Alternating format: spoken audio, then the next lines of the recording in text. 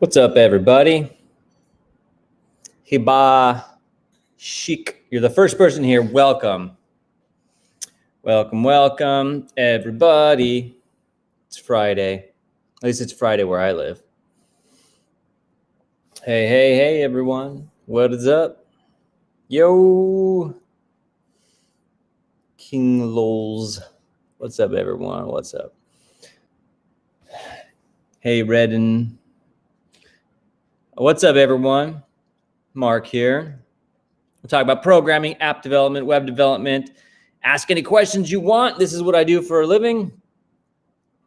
I've been programming for like 15 years, consulting, corporate jobs, startup jobs, freelancing, everything in between. Done quite a few things. So feel free to ask any questions.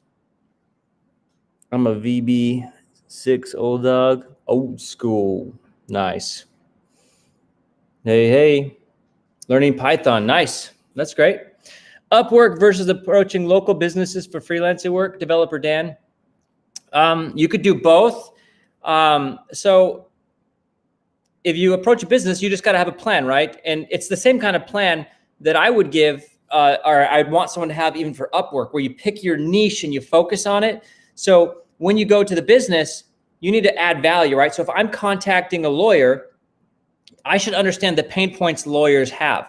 Maybe one of the pain points they have is they're not getting enough appointments, or people forgetting their appointments, and so they're losing money because their appointments are being canceled, right? So if I can create a solution where I say, I help law firms get 30% more appointments and help 50% more of those appointments actually go through so you can close more deals. And I do this by helping businesses have an application that can remind their clients when appointments are, they can pay their bill and all these things. Like if I can present a solution like that, sure, go approach a business and you get paid a lot of money, $5,000, $10,000, and you have a solution, right? So there doesn't have to be an and or. What you're talking about is like lead generation, building your pipeline. And you can do either or, Upwork or, contacting, cold calling businesses, things like that. Cold calling's not the best. I'd recommend going to meetups with other developers like meetup.com and meet other developers, or go to business meetups, like local business meetups, because what you're going to find is as you're meeting somebody, you're going to meet a lawyer or business owner, and you're going to be like, well, I help small businesses with their technology needs. And someone's like, oh my gosh, I need help with my website, or I need help doing this or that. And then you can meet people and close deals. So those are both good approaches there. Can't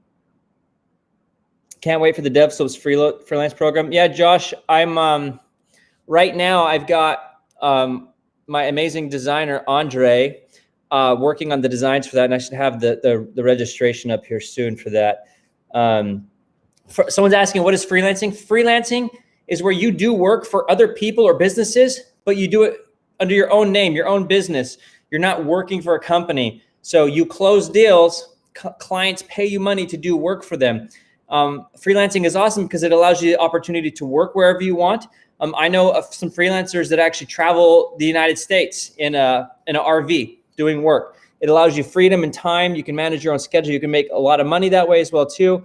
The sky's the limit when you're a freelancer, but it's not for the faint of heart. It's not easy, not by any means. It's not easy, but it's totally worth it if you're consistent and ready to hustle. Which niche is profitable for a website developer? I don't know, Gabriel. It's up to you.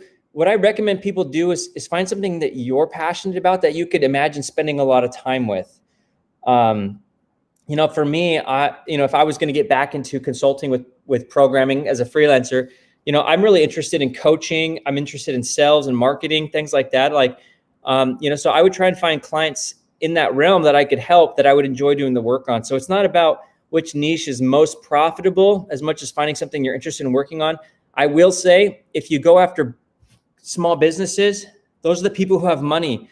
If your dream is to build apps for clients, you don't want to go for just an individual who maybe saved up $5,000 and is looking for the cheapest deal. Maybe go find a company that has some money, and charge a premium price. Businesses have money. That's where I would focus my time on. Okay. I work at a startup and it's a lot of work. Are larger companies easier? Is that Danielle or Daniel? So you're right. Startups are more work. They are. Enterprise is easier because they put you in a slot where you work on one thing and you get to clock out. With a startup, there's a small team and you're running against the clock of the budget of the runway. So you're going to do more work. Now, with that being said, at a startup, you are going to learn twice as fast as you are on an enterprise job. On an enterprise job, they may have you doing one thing for a very long time. On a startup, I've been to startups where I was like working on an iPhone app, then working on the back end with Python and Django, and then working on a back end with Node, and then working with Mongo database and working with MySQL. And then I had to build an Android app, and I learned so much stuff. It was amazing. It was stressful, but it was amazing. So yeah, 85K ain't enough. I live in Southern California. Well, in California, programming jobs pay way more. But nobody can live in Southern California. That's where I came from. I was paying $6,000 in rent a month. It's ridiculous, like completely ridiculous. Nobody can live in California anymore. Not even at $120,000 a year. You're an average earner in California, and you probably still need to have a spouse who earns in order to even afford California. Yeah. Learning Python here as well. What would be a good technology to complement Python? I would say Django, Django. And Django was his name, or Flask. Flask.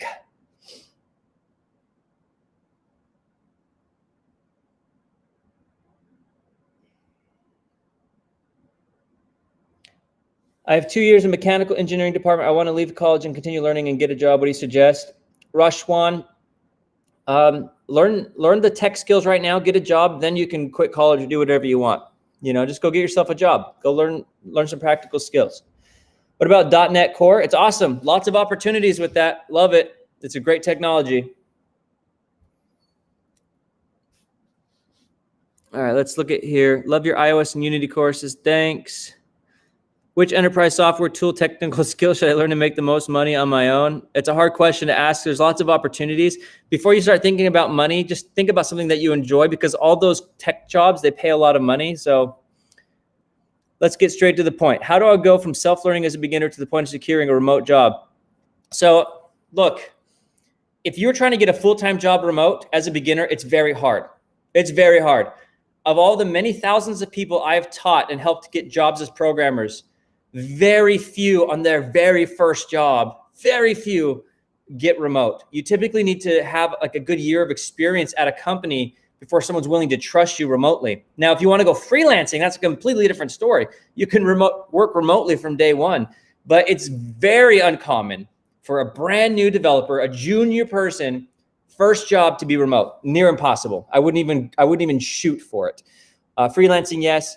If you're already working at a company, it's easy to negotiate remote if they really like you or they need you. But as a brand new person, it's very difficult.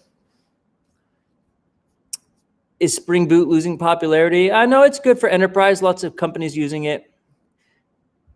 Is it required to have engineering degree to work remotely in the United States? No. But keep in mind, in the United States, if you want to work full-time for a company, you have to have a work visa.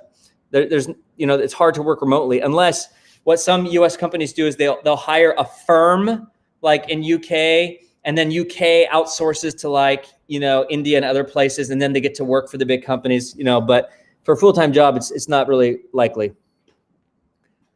Unless you do freelancing, then you can do whatever you want for anyone. Do you know the Accenture company? That name sounds familiar, but I can't remember what it does. Do you have any front-end web dev boot camps online for 5K? Buy Body Leaf. Talk to my team. We got some awesome deals and ways to get in. It's devslopes.com/apply. That's what we do. We train people in web development, full stack web development, iOS development, Android development. Go to devslopes.com/apply and chat with my team. We'll figure something out. Data scientist or software engineering, which one would you go with? Whatever you want to do. That's what matters. I'm not a data science person. Like a lot of people, they want to get in data science and they have no math skills. You realize Data science is crunching numbers, running numbers, statistics. Like, you need to be good with math and love math. If you hate math, don't even think about data science, okay? Is it normal to not have set hours like 9 to 5 as a software engineer? In a startup, that's normal. In a startup, sometimes you work until the job's done. Should I go college or self-taught? Depends where you live, depends on your personality. Going to college doesn't guarantee you a job. Like, most people get out of college and they don't ever do anything with it. Is computer science really, really hard? Not necessarily. I mean, it's hard to say. Anything can be hard, anything can be easy. Hard is so relative. Really just depends on the people. What is your vision of AI in companies? I don't think about AI a whole lot. Honestly, it's not something I'm particularly interested in. But it's getting used more and more everywhere for everything, which is kind of cool. I will say though, here's an app idea that I wish somebody would build. Like, call it like a bug dex. And what I want is, you take your phone. You ever, like, wherever you live, you find a bug and you're like, what is this bug? It's ugly, or like, I've never seen this before. And you post it on Facebook and everyone's like, oh, this is such and such bug, and everyone has different names for it. What I want to do is have an app that uses machine learning that's identified every bug on the planet. And anytime you see a bug, it just pulls it up and it gives its name, and you know what it is. Someone build me that app, because I want it. So that would require some machine learning there. That would be really cool. Sorry, I don't read Arabic or Farsi or whatever that is. No, that looks like, I don't know what language that is. It's not Arabic. It's looks like something you'd see on the ruins, like like in Malaysia or something like that, ancient ruins. Like an entomology app. Yeah, but you scan the app on the bug and it just pulls up all the information. Even a little 3D version of it shows relevant videos, things like that. Why did you choose the teaching road over software development company since you already have a great team of developers? Georgian, sorry. I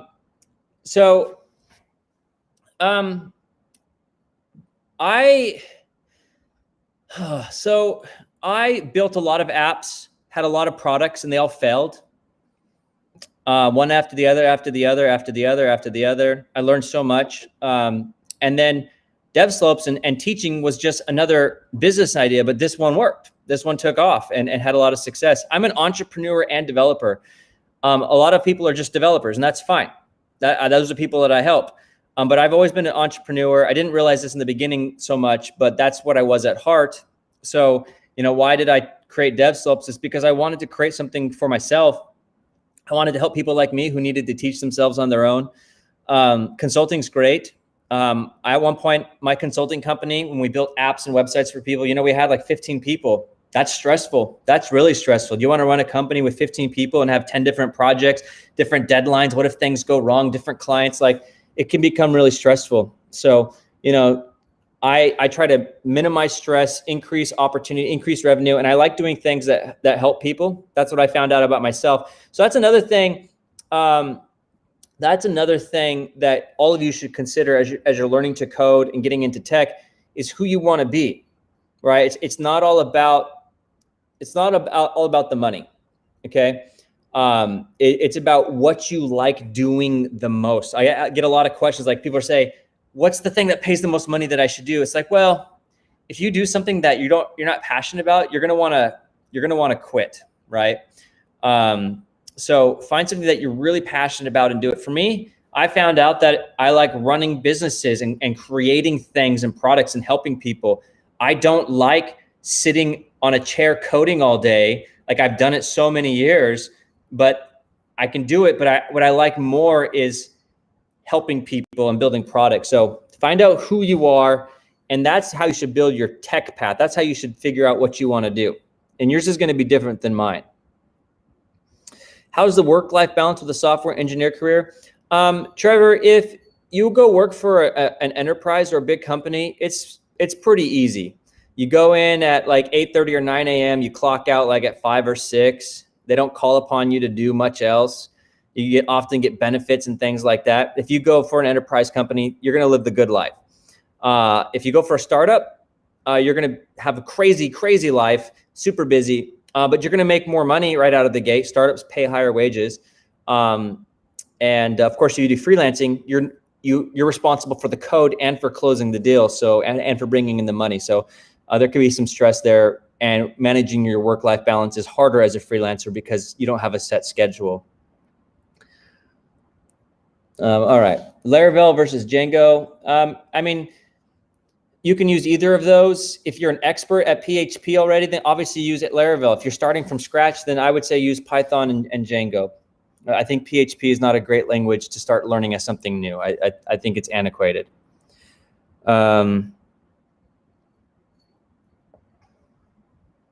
Yeah, thanks. How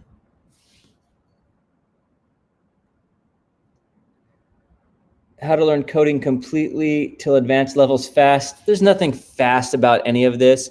But I will say, Shrey Patel, do coding challenges every day, and you become a very good programmer faster than not doing them every day. Like, let's say you wake up every day, go do a coding challenge.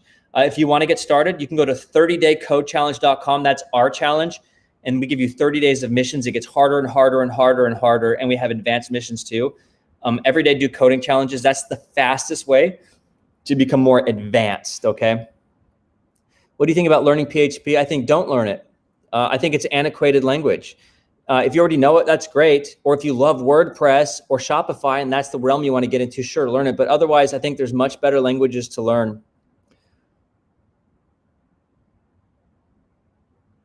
I want to start as a part-time junior Android dev. Does your free course get me ready for that? I mean, it's a great step in the right direction. What's the longest you should stay in a job before switching to another? So here's my recommendation, all right? Here's my recommendation. If you're new, I recommend you go work for a startup. Startups need developers right away, as fast as possible. And they often pay no less than $100,000. That's pretty cool, right? So get a job at a startup. Way easier to get into than enterprise. Way easier. Okay? Work there for a year. Okay? When you're done with your year, ask your boss for a raise. 90% chance they're going to say no. That's okay. Then what you do is you go apply for other jobs and you ask for more money. I promise you, without a doubt, that after that year, you can make more money, without a doubt, okay? Now, once you get to about the $120,000 range, you're not gonna see huge jumps in salaries, okay? 120 is kind of like that threshold where a lot of people stay and it's hard to go from there. So at that point, if you wanna make more than 120, you gotta start thinking about maybe management or becoming an expert programmer, going and applying at Google as an expert, maybe doing freelancing, okay? But after your first year at a startup, go apply for more jobs to get a bigger paycheck. I just finished an assessment project for Possible Employer. They let me build it in Swift UI. It was a Reddit feed with infinite scrolling. Oh, awesome. That's super exciting, Rick. Do you think food delivery app is still one of the best things to do? Dishnak, I'm not going to give you advice on is your business idea good or not. I don't know. I don't know anything. I only know what I try for. How to get a job in USA for 120K and work in Europe. Oh, with Francesco. If you don't live in the United States, you can't get a job for a United States company unless you have a work visa. You have to live here. So your only option, if you want to make that amount of money for a USA company, is doing freelance work. Can you repeat where to invest initial year? At a startup company. Go work for a startup. It's a brand new company that's got funding. They're trying to make their app or project go big. They need people in right away, okay? And they pay well. They pay very well. work there for a year, and then you can go get another job and make a lot more money after a year. And you have so much experience because you've learned so much. You learn so much at startups, okay?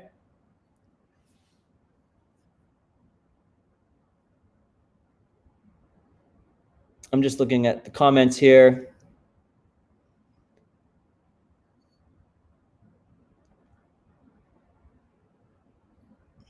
Any thoughts on building dApps blockchain developer? If you love blockchain, do it. I think blockchain's super fun and amazing. I've seen some jobs for blockchain with the Go programming language paying $250,000 a year.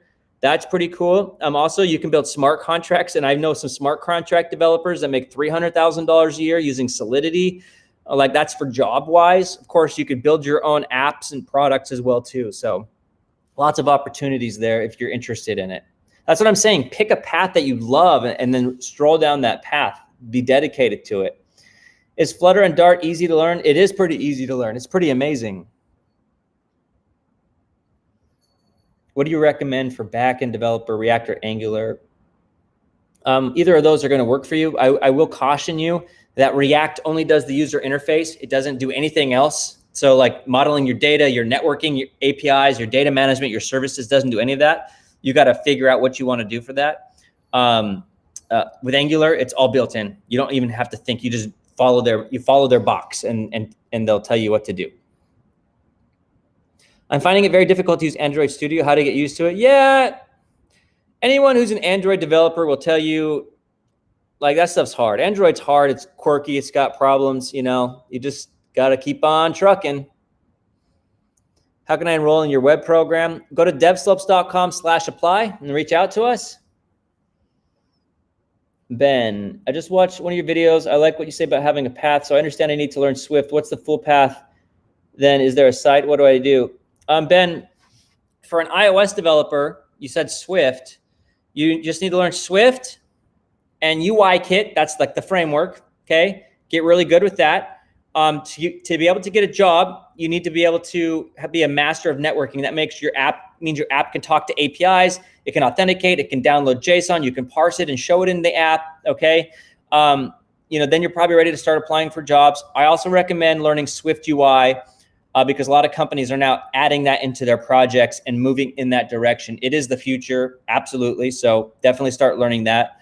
In terms of where to learn it, of course, you can learn it for free online or $10 Udemy courses. You could also take our program. We're a coaching program, so we train you in all that stuff to make you job ready, and then we coach you until you have the job. So regular boot camps, they kick you out after 16 weeks. That's not enough time to get a job. The average developer takes 8 to 12 months to get a job from the time they start learning to the time they actually get a job. So we do it differently. We keep working with you until you are a paid developer. You have money in the bank. If that sounds interesting to you, and that's the fastest way, working with coaches. If that's interesting to you, go to devslopes.com/apply and I can tell you all about it. We'll get on the phone, we'll chat about it, my team. Anyway, you have some options. Do all enterprise companies use Agile environment? Not all of them, but many do. Hello from Ethiopia. Is there any program you suggest for incorporating coding in law enforcement? Does that exist? Jane, one thing I will say with law enforcement, having done some tech work with tech people in law enforcement, in many cases, they're very adamant about security. So we're talking about enterprise technology stacks like with Oracle or Java Spring Boot or .NET stacks. Security is super important when it comes to law enforcement, government entities, things like that. Okay. Would you recommend learning ASP.NET? Yeah, ASP.NET Core. That's the future of .NET, and there's lots of opportunities. What's your thought about Salesforce development? There's lots of opportunities there too. Some freelancers make like $300,000 a year plus doing work for big companies. Okay, and there's lots of jobs for Salesforce as well too. So if that interests you, go ahead and do it.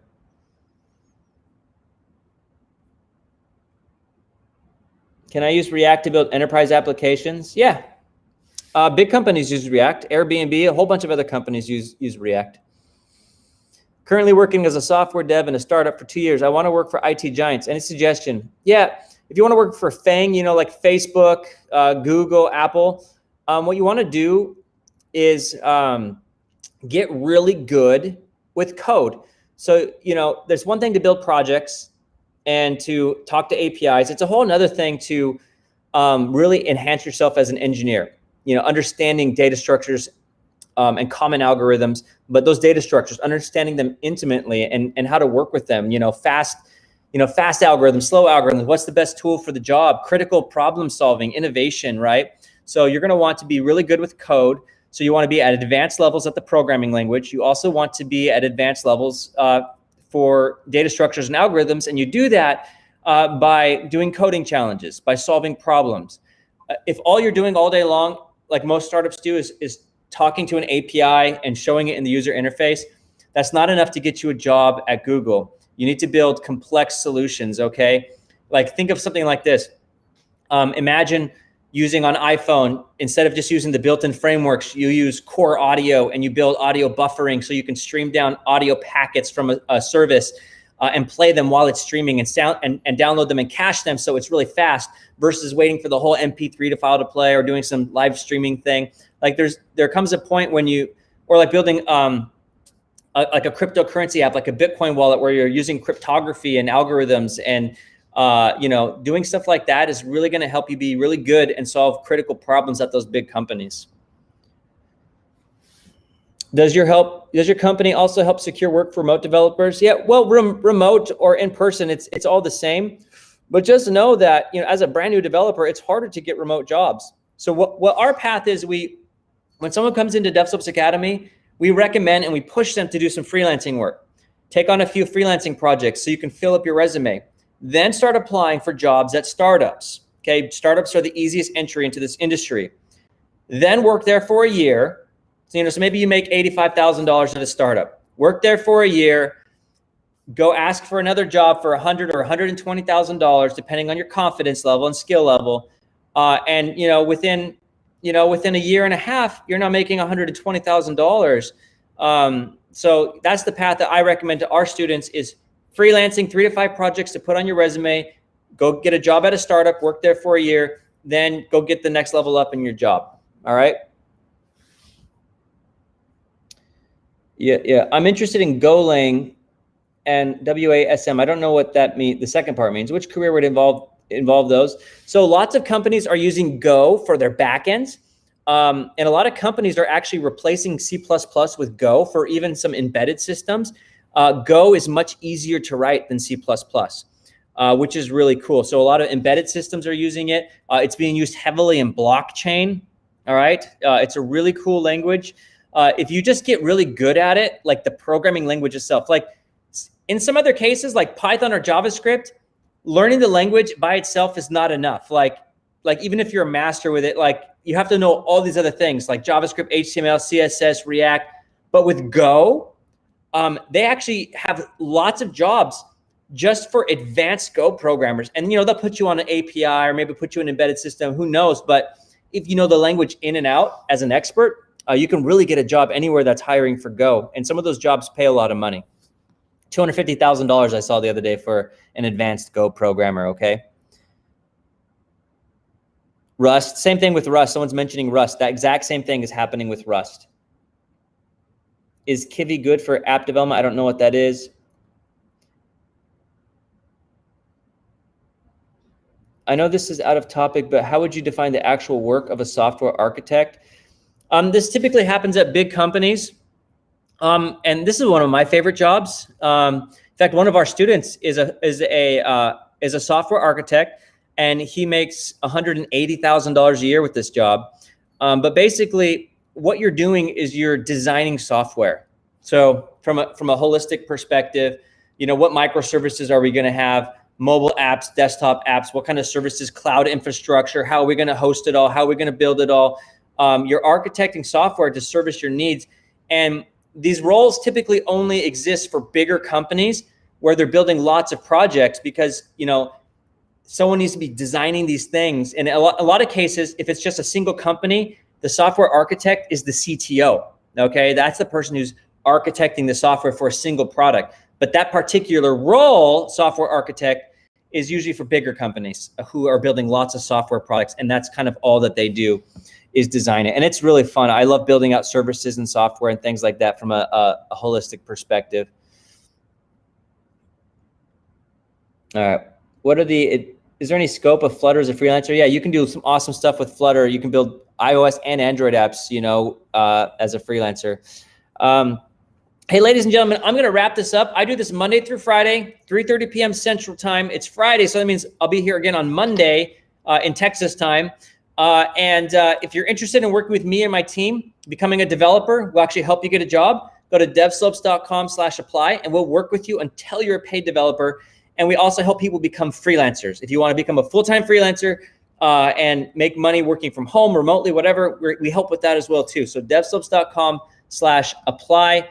And I'll see you all.